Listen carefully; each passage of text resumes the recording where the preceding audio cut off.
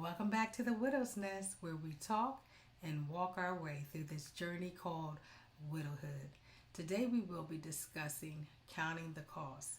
I remember going down to that mailbox after 3 weeks. Well, actually, it probably was a little longer than that because after being in the hospital for 54 days and then maybe 3 weeks after my husband passed away, I finally started moving and getting around and starting to look at the bills and the things that were being ignored due to grief, due to the devastation and everything that was going on. And like we discussed in many of our sessions before, the emotional roller coaster that we go through. And sometimes we have to take that downtime, we have to just relax.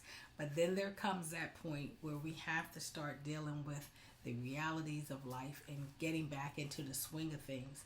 And in doing so, I got a call from the management saying the mailman wanted to know if I was still residing in that apartment because there was no more room in the box for mail. And that's how I ended up going downstairs to check the mail. Because, like I said, when you're married, you get into routines. And Mike always got home before me. He always checked the mail. He brought the mail up. If it was something that I needed to see or something that was for me, he would leave it on the counter and I would take a look at it. But since he wasn't there, routines have changed. I never really checked the mailbox. So when I went down to check the mailbox, it was totally packed. It was jam packed with all sorts of things. It was cards. People sent me cards in regards to the loss, and it was also a lot of mail. But one thing that was in there was a lot of bills, past due bills, things that I had not had to handle and was not used to taking care of. I had no idea what most of the bills were that came to the house because I did not pay them. So that in itself was a change and a challenge for me to open up all of that mail and take a look at it. And I'm like, this is what the electricity cost is here. This is what the cable bill is here. This is what the cell phone bill is here. This is what we pay a month to live here. This is the amount that we pay for the parking garage. This is for this. This is for that. And it was, I'm going to tell you, very overwhelming. Very overwhelming. And not to even mention trying to get everything together for tax season. How do you do all of that? What documents did I need to give them? Who did I need to send these deceased letters to close out these accounts? There were credit cards, there were bank accounts, there were all sorts of things. My husband had a whole life that I needed to take care of and close out, and they were asking for all of these documents, and I was calling and I was trying to, he had other bills that were his own personal bills that I had to call and let know that he was deceased. It's a whole thing that we go through, and on top of that we're still trying to manage it. It's so overwhelming. So to all of you who have gone through this, who are going through this, I get it. I know. And the sad part about it is no one can do it for you. And it doesn't go away if you ignored it. I tried to ignore it. I'm still having to do my taxes for the last 3 years because I didn't want to deal with it. I'm just going to tell you, he always handled all of that. I was just signing on the dotted line. And I really had no idea of what the cost was to live the life that we lived. I remember him saying before, he makes my life possible, and I just threw it off as he was just trying to toot his own horn. And what is he possibly doing? I work just like he works, and I paid my car note, but outside of that, I didn't pay any of the household bills. That was something he took pride in and something that he did. So now I'm like trying to figure out how is all this gonna happen. And I don't know, your financial situation, if when your spouse passed, male or female, whether you were able to get a pension, whether there was a 401k, whether there was a bank account, whether things were saving, whether you had the money for the funeral, whether you had a plan, all of those things. I don't know what your situation was, but going from 2 to 1 is not easy. No matter what the situation was, it's always a challenge just going through the paperwork and just dealing with and giving everybody everything that they need, going to the courthouses, going through the assets and the estate, settling the estate. I mean, I learned so many things through the loss of my husband that I never thought that I would ever have to deal with. These wasn't things that we talked about on a daily basis. One of the good things was is that he was a little bit more organized than me, so his affairs weren't as out of order as mine probably would have been had it been the other way around. But I just thank God, for his grace and his mercy during that time, because it wasn't something that I wanted to do. And I took it one day at a time, one step at a time. And I would encourage you to do that too. Sit down, put everything out on the table. I know it's old school, but it worked for me. I just had to write down every bill that we had, who was asking me for money. And once I opened up everything and I wrote down the names of the companies, and then I wrote down what the balance due was, what the actual balance was to close the account. I had to go through all of these things, and I had to individually also write the name of the company, the phone number for the company, and I had to keep everything on one sheet and leave space in between for comments, because as I would call them, I would write my comments of what they said, what they needed, and excuse me, and eventually I would check them off. As I met the requirements and I handled it, I would check it off. And eventually the list did get shorter and shorter. And, I was able to get a grip around it. But even though it took me forever to get started because I didn't want to do it, and just the thought of doing it was overwhelming, there was so much joy and a sense of control and a lot of peace that came to me once I just stopped fighting it and just went ahead and started dealing with it. So I don't know where you're at with this, if you're just, trying to wish it away or imagine that one day it's just going to go away. It's not going to go away. You have to deal with the business of loss, just like we deal with the emotional sense of loss. And sometimes what I found is when you call and you tell them your situation, in some cases there are things already in place for when that happens, and it's not as stressful and it's not as hard as you think it may be. But even when there is time given, there is instruction given, there are people there that understand what you're going through, and they still want their money if it's one of those accounts or something like that. But it is not as hard as you think it's going to be. Now, like they say, you can't get blood out of a turnip. Well, in some cases, if you just don't have it, maybe things wasn't set up. Maybe you were the one who carried most of the debt anyway and paid most of the bills anyway. And it's a whole nother situation. His contribution may have helped toward the smaller bills in the house or the food in the house, and now you have to worry about those things too on top of what you were already carrying. I mean, everyone's situation is different, and that's something that I learned through talking to widows and widowers as well, is that everyone's situation is not the same, and everyone is not left in a great place after they lose their husband. But the steps and the principles to moving forward are the same for all of us. And like I said, that is sitting down. And if you can get you a financial advisor, if you know someone who is better at setting a budget than you are, and really good at looking over contracts and documents and insurances and statements and things of that nature, then I suggest you call and reach out to them and tell them, hey, I need you. There are so many people who are budgeters. My girlfriend Phyllis, she does financial budgeting, and she helps couples that are looking to save and plan for their exit out of the workplace so that they can retire. And she helps them with savings if they have goals and things that they're trying to reach, how much they do have available after the bills and everything are paid that they can put towards the future and the things that they want to do. If they want a vacation, if they want to purchase something, or if they just want to get out of debt so they can have more income flowing. There's a way to do it. It doesn't happen overnight, but it can happen. But failure to plan is a plan to failure. So you have to have a plan in mind when you get ready to do these things, or you're going to always feel behind the eight ball.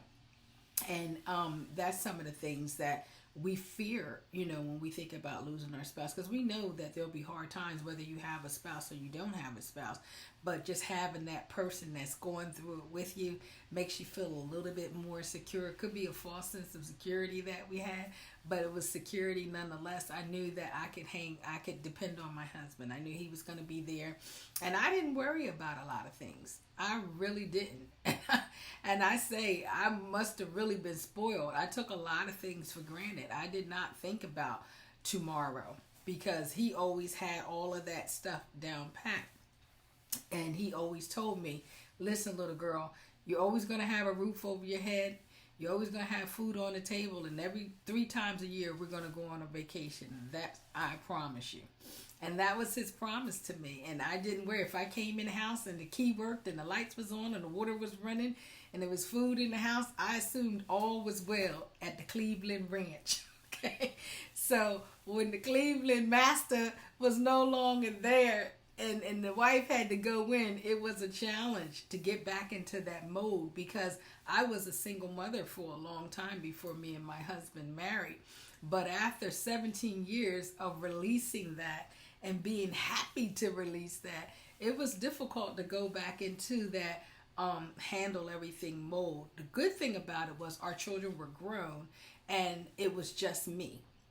I don't know if you still have children. I don't know. I normally speak to like 50 and over widows and widowers, but we know that they are coming much younger today. So if you're still in your mid to late 20s to the early 30s and 40s, you might still have children there in the house. And so there is more bills and more responsibilities.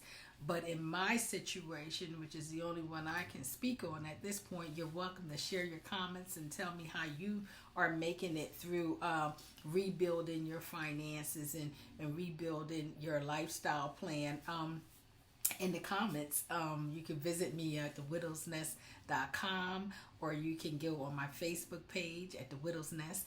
And, when you see this video pop up, you can just make a comment and share. I would love to hear how you're moving forward and how you're dealing with regrouping and counting the costs after loss. And that would be wonderful for you to share. Like I said, I'm looking for a different guest to come on. Maybe your story would be one of those stories that's interesting and exciting and inspired enough to share with someone else. And you could give some ideas on how to move forward. But that's one thing that is a big headache. After the pain of loss is the headache of cost and what it's going to do. And that was one of the reasons, as I shared with you guys before, that I ended up moving away, because I did not return to work. And after I sat down and I did the budget and I looked at what I had from the pension and what the bills was, the two did not match. It was no way I was going to be able to maintain the lifestyle I had became accustomed to with the income that I was getting from that. I knew I would eventually have to go back to work, and I was fine with that. I wanted to work, but I just knew I wasn't physically, mentally, spiritually ready to go back at that time. So how was I going to afford to give myself that time to heal and still live a quality life? And that's why I ended up going all the way to Rockingham, North Carolina, because the house that I saw there, and granted, I was paying like $2,000 just in the rent where I was staying with my husband, and then coupled with all the bills, we're talking about at least $3,000 to $3,500 to maintain that. That wasn't going to happen on a $2,800 a month budget. Just wasn't going to happen. So when I decided to go ahead and moved to Rockingham, it was because they had a 3-bedroom, 2-bath house, like I shared with you about this little house in Rockingham, for $800. And coming from the north, that was just unheard of. You don't get a beautiful house like that, a yard, land, and all that stuff for $800 a month. So I took that as a way to get a vacation, an affordable vacation away from everything, so that I could have time to figure out these bills, to come up with a plan, to identify who I was, how I wanted to show up in the next season of my life, deal with all the stuff that comes with beginning again, because that is what we're basically doing, beginning again. And that's what I did. So I looked at ways that it would be most affordable for me, and that I could still have some kind of freedom in my life and not have to depend on my children or go to other people for help or have to work under the burden of loss. Now, everyone don't get a chance to just not work. So I'm not saying that this is a one size fits all situation here. That's what I chose to do for myself. But sometimes you may have had to move in with your children so that you could save and get back on your foot. Maybe you decided to rent out a couple of rooms in your house and have a couple of other women come and stay, and you guys all share in the rent.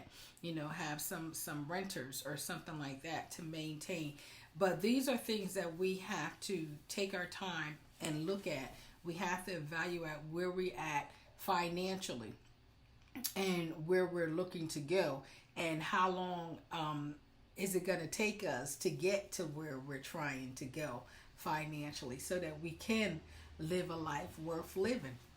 We can build a life worth living. So I encourage you, as you go through this journey, that you would not only think about what's good for today, but think about what you want for tomorrow. And what is it going to take to get that? Do you need to go and take some financial classes? Do you need to go and invest? Is there any company that you think you can invest in for future? How is your 401k? Do you have one in your workplace?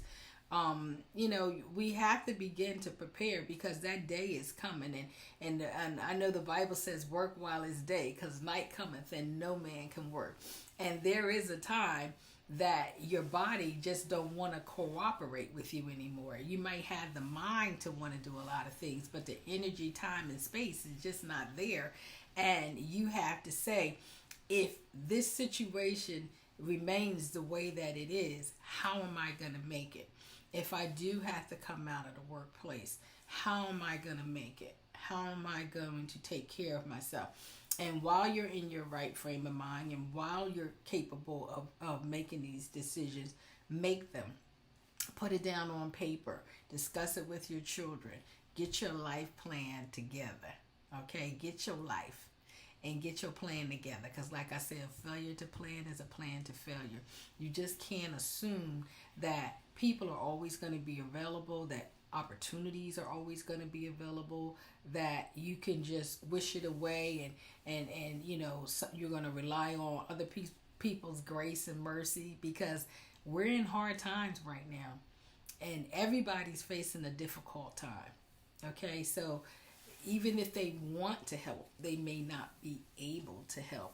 And things change quickly and fast, as you can see. I mean, look at all the people that ended up suffering behind this pandemic, that lost jobs. Companies was closed down. You weren't even allowed to go out.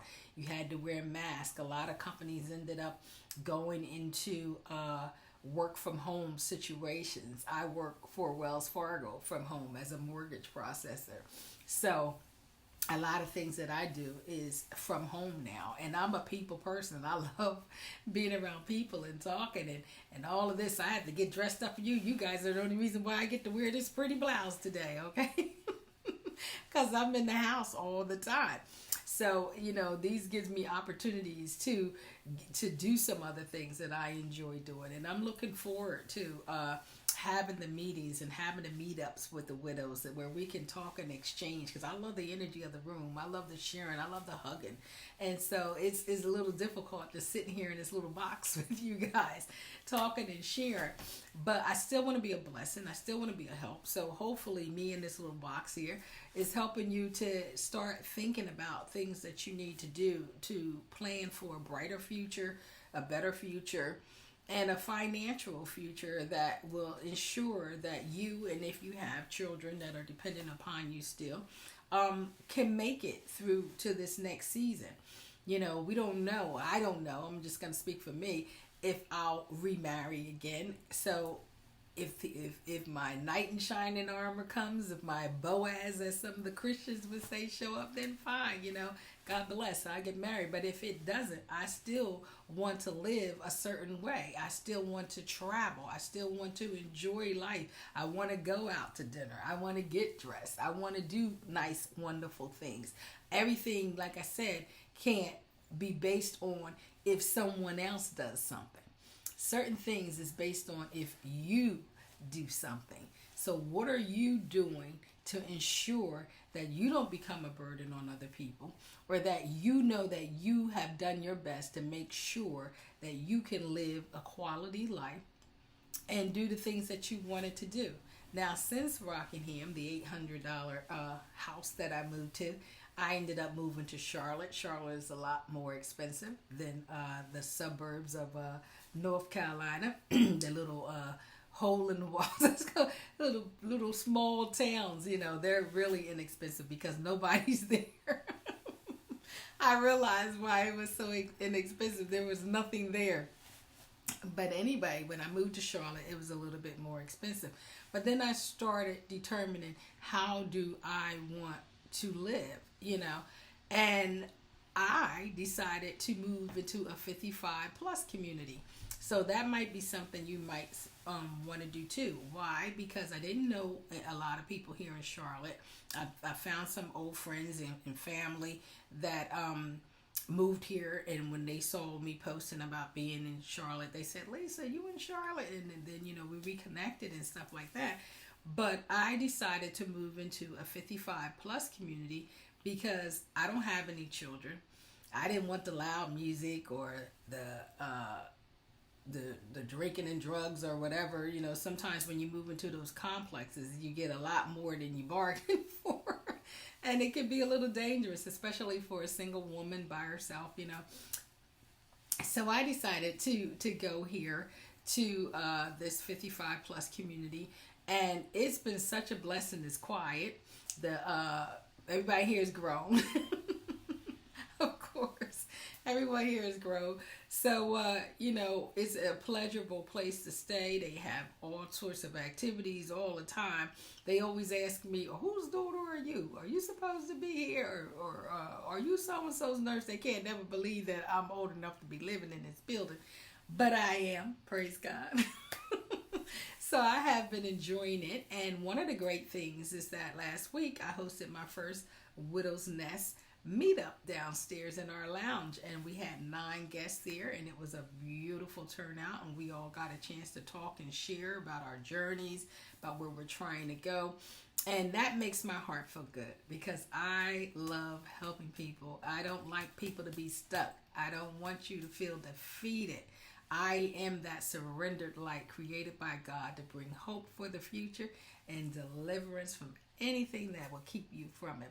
So when I start seeing a person struggling and I see them feeling like giving up, it makes me feel like, come on, sit down. What's going on? Let's see what we can do. Let's see how we can get you out of this funk and get you back excited and get you back motivated and get you out of that and get you onto this.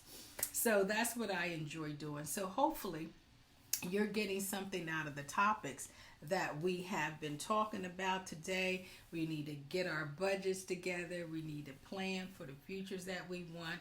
And one of the things that I always say, sometimes they say, if you can believe it, you know, if you can see it, you can believe it. If you can believe it, you can dream it, you know, and all these things. But one of the things I'm going to do, and maybe we'll make it a workshop. I don't know if I'm going to do an in-person workshop or if I'll just share mine once I get done here with you guys. But that is envisioning something better for ourselves.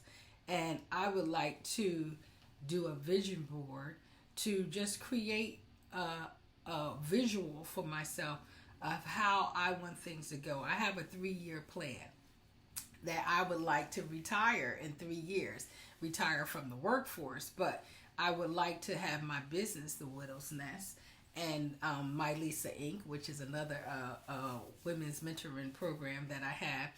But I would like to have built that up to where that's something I'm doing more full time. But that's my pleasure. Even though it's my business, it's also my pleasure. God has turned my pain into passion, purpose, and I just thank God for that. And He's given me a plan to be a blessing to others, that I can enjoy what I'm doing. So when you sit down and you begin to write out, how are you going to continue to maintain the lifestyle that you had, or create a new one that's more conducive to what you need right now? Because I don't need a lot of the things that I had. I'm still struggling back and forth with whether or not I want a house, or whether I want to stay in an apartment, whether I want to get a little condo maybe, or a little flat, or something like that. Because my needs are different. I don't have the children. I don't have to have the big old house and pay all the electricity and heat that big old house and all of that other stuff. So give a good estimate as to where you are, because there's so many options for us out here today. We don't have the American dream. Is not what it used to be. It used to be the big house and the white picket fence, remember? And people will retire and get to go watch, But things are so different now. People aren't retiring. They don't stay at companies for 20 and 30 years anymore. And people aren't buying houses and staying in them and paying them off till they die. They buy them and living for a while. They sell it. They go buy another one, because they have to stay mobile. Because a lot of the companies that you work for now, they're all over the place. It's not like you only worked in that certain city or whatever. You can... That job may cause you to move over into Texas or over into California, or sometimes in another country if they're building a presence there. So staying mobile and staying available, people aren't buying and staying the way that they used to, because they need to be able to up and root when they want to, and they don't want to have to worry about selling a house or being landlocked. I can't go anywhere because I got this house and I can't move, but I can't stay because I can't afford to pay, because they're not gonna pay me no more. I'm not gonna be able to keep my job if I can't move with them where they're going over here. So it's become a whole nother mindset and a whole nother thought for how people are making decisions today. So think outside the box. Don't limit yourself to what is possible. And like I said, you have some people who decided, I don't want to go into a assisted living, depending on what age you are, or a 55 plus place. I'm just going to get a room at my friend's house or one of the kids. That'll be my bedroom. And then I'm going to take a cruise for 3 weeks out of the month, come back home. Excuse me. Come back home for 1 week and enjoy my bedroom, my apartment, pay my bills, see my doctor, and then I'm off traveling, going somewhere else. And some people have decided to use their retirement income that way. Or they have a business that they can work from wherever they're at. And they're not trying to be landlocked and staying in one little spot. They running businesses from beaches and from balconies, looking over Italy and looking over on some Mediterranean cruise somewhere. So it's all kinds of ways to still enjoy life. So take this time to really ask yourself, what do I see for my future? What would make me happy? What would be exciting? Sometimes we do the basic stuff because we told you, this is what normal people do. Okay? But ain't none of us normal no more. And common sense ain't been common for some time now. So you get to be a little bit more freer. You don't have those responsibilities anymore of having to answer to someone, get permission from someone about doing something. So take a look and see if this is a time in your life that you can spread your wings a little bit, that you can find, maybe if you have to go back to work, find a job that allows you a little bit more freedom to travel and do things. You can make some money, but maybe you can enjoy the journey too. It doesn't have to be so laborious and so hard. After working many years and building so many other people's companies and dreams, wouldn't it be nice to take some time to build your own? I'm just saying. I think like that. I'm always thinking like that because I love freedom. I really do. And I love being able to go to the mall and go shopping and go sit down in a nice restaurant and have a nice meal and a glass of wine, or go to a nice beautiful island and sit back and just look at the beautiful blue water. I want to live a quality life. And everything is not as expensive as you think. But if there's no plan, if there's no budget in place, and you haven't even incorporated the possibility of that being your story one day, then it's not going to happen. You have to be concerned enough about yourself and your future and your life that you put the time, energy that it takes to make those things happen. And that's what I want for you. And hopefully that's what you want for yourself. But like I said, everybody's plans and dreams is not the same. However, I hear too many times people blame circumstances, situations, people on why they're not living their most authentic life, why they have never showed up in their life. And we can't blame other people for that because no one else is responsible for your life and for you fulfilling your purpose in life but you. But you have to take the time and say, what is it that I really want to do? And can I afford it? And if I don't have it right now, what can I do to put myself in position to be able to afford it? What steps do I need to take to live more comfortably? Do you want to get remarried? Do you want to just have roommates? Do you want to share a room with someone? Do you want to get an apartment? Do you want to buy a house? Do you want to live on a cruise ship? These are all things that you can decide, but you have to decide. So hopefully, after you sat down and you went through the drudgery of getting all of that bills together and getting in touch with the state and the government and everybody else, the bill collectors and everybody, hopefully you found some peace in that and you were able to at least get a handle on what needed to be done and start putting things in motion to clean up a lot of that stuff.